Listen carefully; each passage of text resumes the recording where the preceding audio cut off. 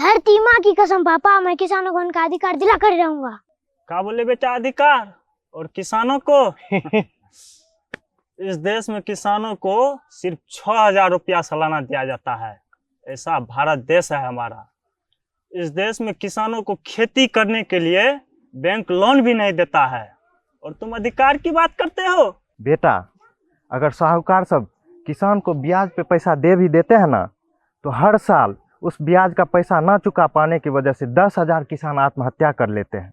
एक बात जानते हो रजवा, 100 किसान 1 लाख परिवार को अनाज से लेकर सब्जियों तक का भरपाई करते हैं, और फिर क्या मिलता है हम जैसे किसानों को?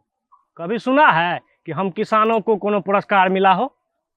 फिर आप लोग क्यों बने किसान? आप लोग भी तो कोनो दूसरा काम कर सकते थे। बेटा, हम लोग 2000 ईस्वी से सहरसा में रिक्शा चलाए। फिर क्या हुआ?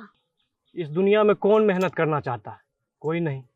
टेक्नोलॉजी बढ़ा तो ई रिक्शा का आविष्कार हुआ, जो हम जैसे रिक्शा चलाकर पेट पालने वाले लोगों को बेरोजगार कर दिया। और उसके बाद हम लोग काम के तलाश में यहाँ वहाँ भटके, लेकिन कहीं काम नहीं मिला। फिर मजबूर होकर हम लोग अपने गांव आ गए। गांव में आकर जमींदार से 10 कट्ठा मनहुंडा पर खेत लिए, और खेती करके तुम दोनों का परवरिश कर रहे हैं। लेकिन बेटा, हमको माफ़ कर दो। हम तुम्हारी माँ और तुम्हारे काका इस खेत में काम करके तुम दोनों का परवरिश अच्छा ढंग से नहीं कर पाए। तो बताओ बेटा, तुम भी अपना बाबा काका की तरह किसान बनना चाहोगे? नहीं मम्मी, मैं अच्छे से पढ़ूंगा, लिखूंगा और पत्रकार बनूंगा, और किसानों को उनका अधिकार दिला कर ही रहूंगा। वाह बेटा, ये हुआ ना बात। ऐसे ही अपने बात पे अडिग रहना। जय जवान जय किसान, भारत माता की जय।